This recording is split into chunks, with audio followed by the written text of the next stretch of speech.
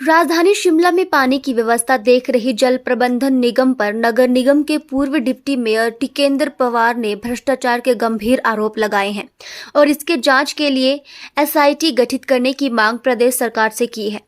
टिकेंद्र पवार ने कहा कि जल प्रबंधन निगम में बड़े पैमाने पर भ्रष्टाचार हुआ है।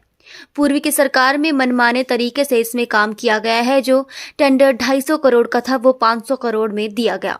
उन्होंने कहा कि जल प्रबंधन निगम में हुए भ्रष्टाचार की जांच के लिए सरकार को एसआईटी का गठन करना चाहिए और जो भी अफसर राजनेता इसमें संलिप्त हैं उनका पर्दाफाश होना चाहिए।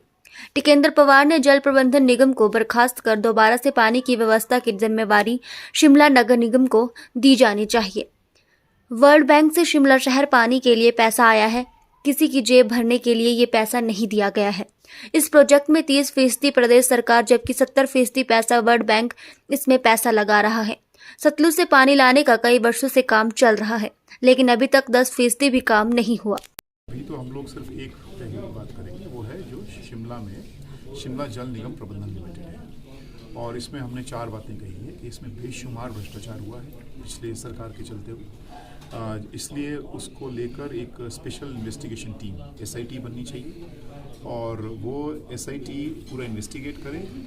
उसमें जिन अफसरों की, जिन राजनेताओं की और जो इवन इंजीनियर्स थे जिनकी संलिप्तता थी उनका पर्दाफाश करें। क्योंकि आप ये लगाएं कि और दूसरी बात हमने ये कहा है कि ये शिमला जल निगम प्रबंधन लिमिटेड को बर्खास्त करके, क्योंकि ये it's become a Dane of corruption, इसको ग्रेटर शिमला सर्कल या कुछ भी आप शिमला नगर निगम के अधीन करें ताकि डेमोक्रेटिक कंट्रोल पे रहे और जितने भी एसेट्स हैं वो सारे एसेट्स जो हैं वो ट्रांसफ़र किए जाए शिमला शहर को। शिमला शहर के पानी की जिम्मेवारी चीफ सेक्रेटरी के पास नहीं हो सकती है। जैसा आपका अभी कंपनी में जो कंपनी का काम है वो जिम्मेवारी शिमला शहर के लोगों की, शिमला शहर की इलेक्टेड रिप्रेजेंटेटिव की होनी चाहिए।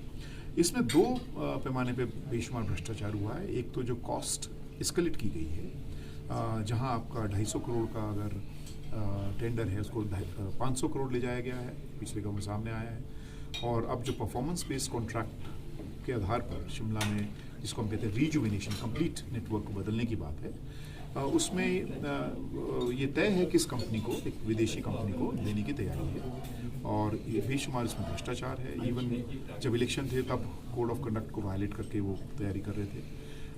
तो इसलिए और किसी के कंट्रोल में नहीं है, क्योंकि ये बोर्ड ऑफ डायरेक्टर्स है। इस बोर्ड ऑफ डायरेक्टर्स में सिर्फ एक मेयर, अभी मेयर भी नहीं है, डिप्टी मेयर थे, उनको बाहर कर दिया था बीच में।